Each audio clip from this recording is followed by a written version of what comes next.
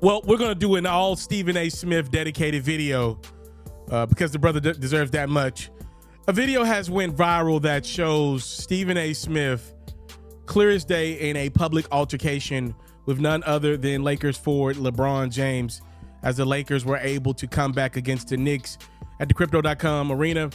A lot of lip readers out there are saying LeBron James told Stephen A. straight up and down to keep my son out of this ish. Everybody knows Bronny James, the son of LeBron James, is in his rookie campaign. He also plays for the Lakers.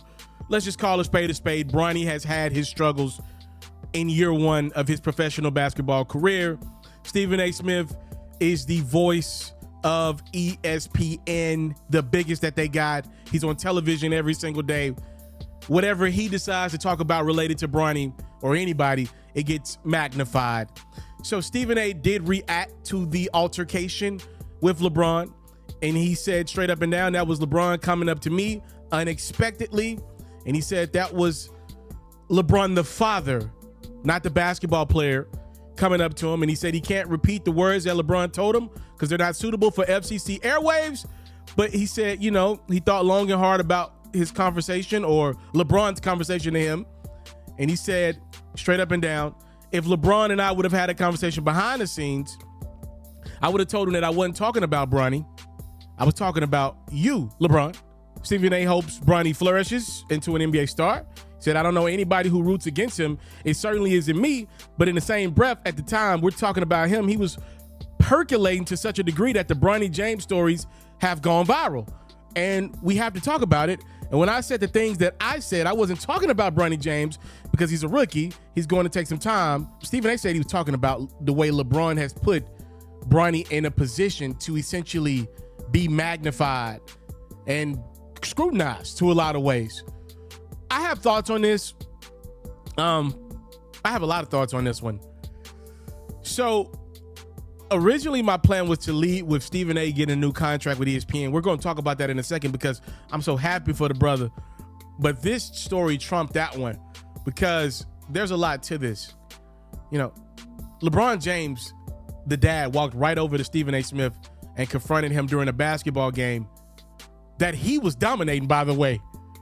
The Lakers are right there in the thick of things in playoff contention to be a 2 seed out west. They got a real shot with Luka being in the fold to win a championship right now. So for this to be on LeBron's mind, he sees Stephen A. courtside, it tells you that he's been fuming and he's been waiting for an opportunity to get next to Stephen A. And be clear, I worked with Stephen A. Stephen A's not a short guy. Stephen A's a legit 6'3" for real. But LeBron towers over him, and clearly when he's using the words that he probably used, it's aggressive. LeBron has to realize, though, a lot of this is his fault. I love LeBron. I promise I do.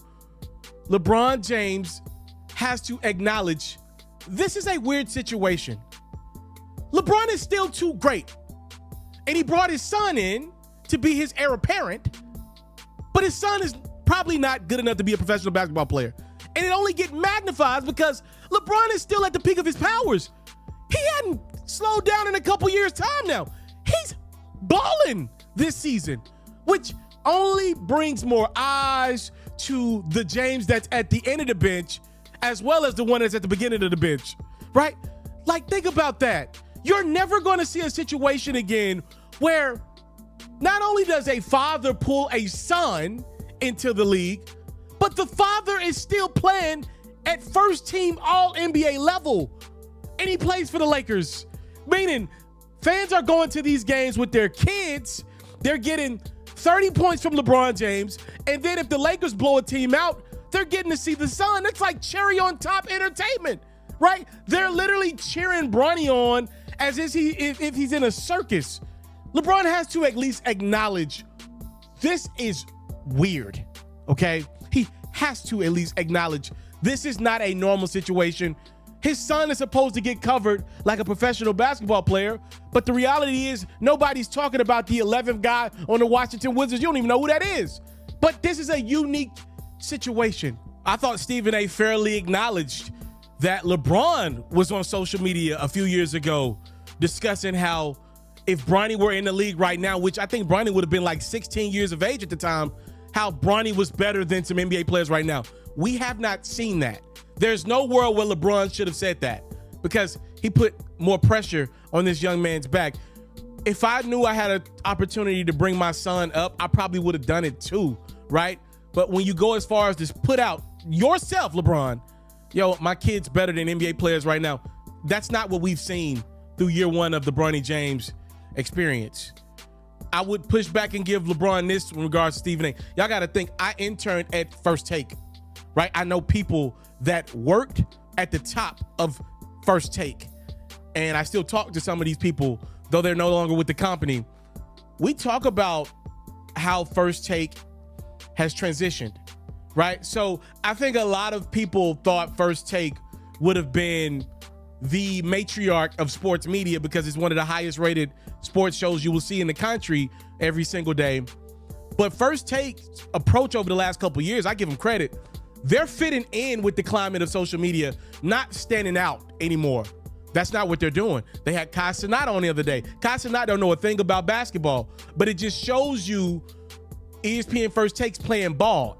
They're giving opportunities to people who probably not the greatest at talking sports. And with that, Stephen A's brain is acclimated. That brother is playing ball as the face of the ESPN brand, him and Pat McAfee, and he gets a lot of the scrutiny. A lot of that is because of the content. It does feel lazy. I'm telling y'all, I worked with Stephen A for a few weeks. I'm telling y'all, Stephen A is not as passionate about sports as he used to be. I'm telling you that. I promise you, you can see it. You can't lie to the people. I hear it in the content. This is a legend that I love, got love for. Took me under his wing for a few weeks. I'm telling you, though, there's been a pivot and shift in the content and the focal point of ESPN First Take that I understand why it offends people like LeBron. Like, damn, y'all talk about me every single day. And Skip Bayless is not there anymore to blame. Every day? The Thunder can win 22 games in a row. They may get talked about. LeBron and the Lakers go on a 3-game losing streak. They will get talked about. And that's got to be frustrating because now you're incorporating my son. Every time we were talking about the Lakers being bad, it's like they should make a trade. Don't tell me you're all in because Bronny's on the bench. So that's a very weird, peculiar spot for both LeBron to be in as a father who's still averaging pretty much 25 a game, to have a son that he pulled up into the NBA ranks that may figure it out one day, just not there yet. But the Lakers are now still in the limelight because they're the Lakers, and LeBron is still really good. And now they got Luka, so they're in the limelight. Everybody's talking. Like, Bronny may be the 11th most popular player in the NBA, right? I got to go check them jersey sales. But Bronny's probably peaking in jersey sales. I see a lot of father-sons doing the James and Bronny James jerseys, right? The reality is we've never seen anything close to that in the history of sports, period. Nothing compares to that. And then you talk about Stephen A, he's also in a very unique position. We're about to talk about his new deal in a second here. Stephen A is making a lot of money, $20 million per. And Stephen A is looked at as the face of ESPN, him and Pat McAfee. But I would say this, though, with the Pat McAfee thing. I never met Pat McAfee a day in my life. Pat McAfee's brand is a lot more kiddish, meaning it's a serious sports program, but I don't really feel like he gets the scrutiny if Stephen A would have said it, if Stephen A would have done some of the things that Pat has gotten away with over the years.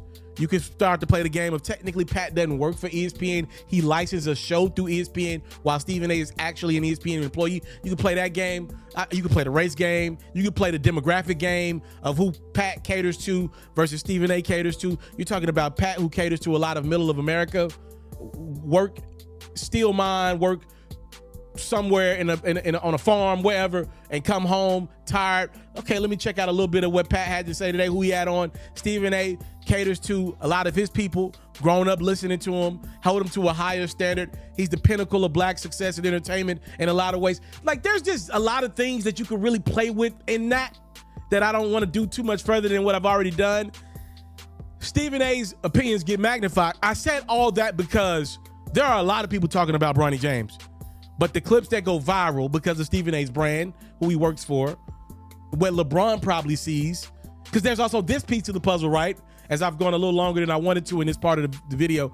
LeBron also, again, speaking back to his greatness, He's a billionaire who's still averaging 25 points a game, right? Still got his team in contention. So, like, you hear about the Kevin Durant workouts. Anybody ever heard of the Kevin Durant workouts out there? Allegedly, Kevin Durant is an efficient workout guy. And I'm not knocking KD at all. They think I don't like KD. KD allegedly has like some of the most efficient 45 to an hour and a half workouts there is, right? And apparently it's just him sometimes not even missing shots. LeBron, as you can tell, clearly has been much more methodical in his physical muscle, which is why he's still looking the age of some of these 20-year-olds, right? Like, because clear as day, he's investing a lot in his body. Stay with me. I'm going to connect all these dots real quick. LeBron ain't got time to see every single clip that's going around, every single sports show. LeBron probably ain't listening to a niche market like Bill Simmons, right? I watch Bill Simmons. Bill's got a niche podcast for sports nerds like me, right? What LeBron probably catches, like me and you do, is the clips on social media. Who goes viral more than anybody? Stephen A. He could go viral on any sports blog, any blog of the culture, any professional site. He's going to make the New York Times, everything, because he's at the pinnacle of ESPN. So if LeBron's only got 15 minutes a day and 3 times out of the week, he sees Stephen A. go viral. And I think that's hilarious because Stephen A's, to me, in my opinion, 1 foot in, 1 foot out of sports. Look, Stephen A's half-heartedly invested, but he's giving these half-hearted takes on Bronny James, on the Lakers, the product. I see why LeBron's mad, but LeBron has to understand he and his son and Stephen A. represent very unique experiences in our country. They do.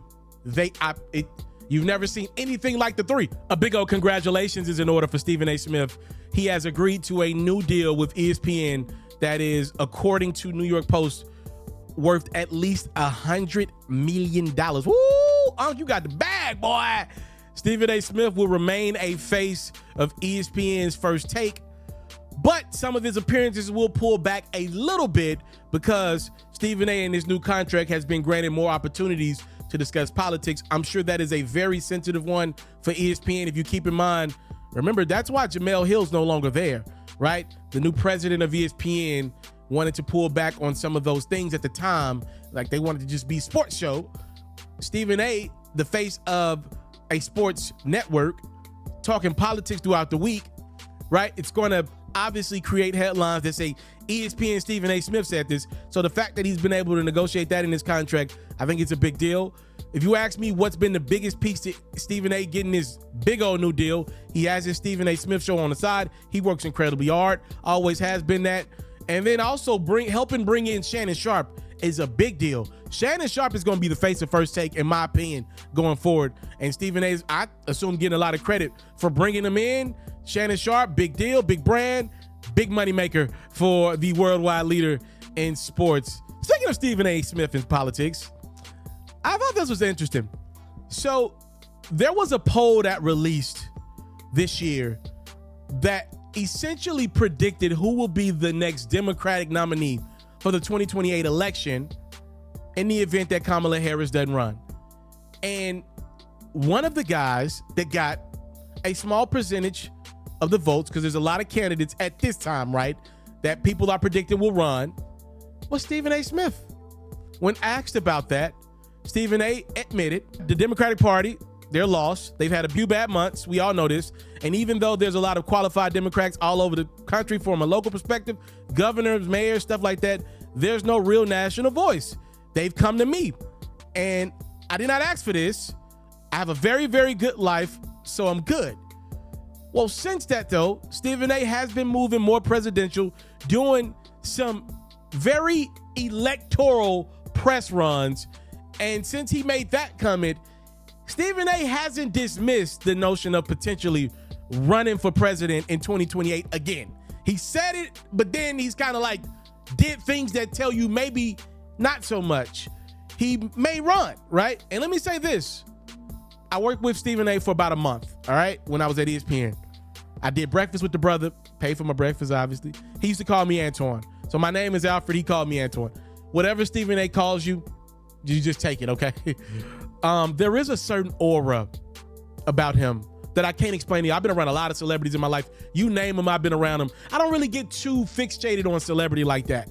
That's not my thing. I'm not knocking nobody. I've been there. The first time I met Yo Gotti, he's my favorite rapper of all time, there was an aura about him, but that was more or less on some fandom type stuff. Stephen A., when I got in the building and I realized, okay, this is my job in Connecticut. After a couple weeks, I was like, all right, you work with this dude now. But he does have an aura about him. And if you ever get a chance to have a conversation with him like I did behind the scenes, and I won't tell too much, this is a very shrewd businessman. Like, so if you're asking me, could Stephen A. be the president? My guess is he probably wouldn't get 51% of the vote, right? But do I believe Stephen A. could have an effect on the next Democratic candidate because he's going to steal a lot of votes? Yes, because his vernacular is really well. And behind the scenes, you really understand he's a very shrewd, non-emotional businessman. And I bet you some people that know him a lot better than I got to know him would tell you that. Just very realistic, very shrewd how he operates in business. It's cutthroat city. Like, it's cutthroat city how he operates. And I remember a guy that looked out for me as an intern and would check on me and the other brothers at ESPN and ask us questions. Yo, how they treating y'all? Okay, if you got any problems, let me know, because you know I don't play about my young black brothers in the business. These are real things that he said to me. He would walk up to you and make you feel good as an intern. I used to wear baggy suits. I wouldn't be surprised one bit if Stephen A. gives it a go for presidency. I don't watch what people say. I watch what they do in life. Stephen A. seems very passionate about politics. I will say this. As a guy that got to work with him a little bit, I don't see that passion about sports like I used to, day in, day out. Yes, if the Cowboys got a big game, the Steelers got a big game, the Yankees, the Knicks, the Lakers, the Warriors, you see it, right? But night in, night out, I don't see it like I used to. And now he just made $100 million. So who gives a damn if I can see it or not? Clearly, the people who need to see it, I can't pay him $100 million. I'm just telling y'all what I see. And actions mean something to me. I think I wouldn't be surprised one bit. I've met two black brothers in my life that I believe both have the opportunity to be president. I'm married Andre Dickens in Atlanta, Georgia. I believe he's going to be a presidential candidate one day. And I wouldn't be surprised, now that I think about it more, if Stephen A. Smith gives it a go for presidency. I wouldn't be surprised one bit. Stephen A. Smith had a very strong response for Charles Barkley, who was once again critical of his now soon-to-be employer, ESPN. I've never seen anything like this. For those who don't know, Turner is going to license Inside the NBA out to ESPN starting next season. Charles Barkley has been very vocal in the past about how he feels like ESPN employees are overworked, how he doesn't really like the nature of the company and the topics that they talk about. So Chuck, once again, on Inside the NBA, said Kendrick Perkins is an idiot. He said the Lakers have saved the NBA season. Chuck said, first of all, they've had 2 good weeks. Them fools on the other network, which we're going to be working for next year, that's all they talk about. Don't get me wrong. If I turn out wrong about the Lakers, I'll admit it, but y'all idiots talk about the Lakers and Warriors all the time. Talk about Oklahoma City and the Cavs, who have been balling for 6 months. Y'all talking about teams that have had 2 great weeks. So Stephen A. responded to Chuck's comments about ESPN. He said, yo, Chuck, stop the BS with y'all. Attach a name to it. I know I've been talking about the Cavs being the number 1 threat to the Celtics. Once you come over here, there's going to be some folks waiting to call you a fool. P.S. You know I love you, though. See y'all soon. But in the end, Chuck's wrong. What he talks about, what we talk about, I'm sick and tired of people acting like, oh my goodness, we only talk about the Cowboys during football season. We only talk about the Lakers during basketball season. That is factually incorrect. We are on a 2-hour-a-day program, 10 hours a week live. We run from nothing, said Stephen A. in response to Chuck. So I'm going to talk about this. I have to be honest with the people because I don't like lying. I've been a creator for the last 7-8 years. Keep in mind, I'm in the job market, all right? And there's a good chance my next gig will not be camera facing. I don't know how it's gonna play out, but I'm in the job market. So And these are two companies that I've actively been interviewing with in ESPN and and Turner, right? Which is where Chuck and company work for now. So keep that in mind. I'm not going to placate my responses to anybody, but I obviously can't go in because I gotta be honest with you, I don't like lying to people. I'm in the job market right now. I'm looking for my next big gig. I believe my talents acquiesce perfectly for one of those companies, especially ESPN, since I already worked there before, but in a different role, right? That highlights who I've become. With that being said, I want to say this to Charles Barkley. I don't know what's going on with Chuck. I've been noticing a trend with Charles over the last 2-3 seasons. You know, we have given Inside the NBA all the flowers in the world of being the greatest, not just sports show period that you can find on TV, let alone at 1 a.m., okay? But there are some things we need to talk to Charles about because he's starting to give off that get off my lawn energy that I felt like for over 2 decades Inside the NBA never gave, right? Like, it always had been a fresh show with fresh ideas. I don't know if you want to blame producers, whatever, but when he touches that microphone, he's definitely giving out get off my lawn with the NBA product. And a lot of people are starting to say, all right, Chuck, damn, enjoy the games. Every time he talks, he's mad. And he only talks like once a week. It's like, damn, Chuck, do you like anything about the sport that you cover that you get paid millions of dollars to cover? And I want to say this, as much as he's discussing what ESPN covers throughout the day, I don't see a lot of topics of variance from Turner and Inside the NBA at night, where you're the top paid talent on that program, Chuck. I'll leave it at that, but don't act like y'all not talking about the Lakers and Warriors. And as much influence Stephen A has at ESPN, you don't think Charles Barkley has that with a smaller company in Turner and Inside the NBA, that crew, about what's produced and talked about? Stop it, Chuck. There's a beautiful thing going on in the NBA right now, and your brand is to highlight the negative as well. That's the reality of what's going on right now.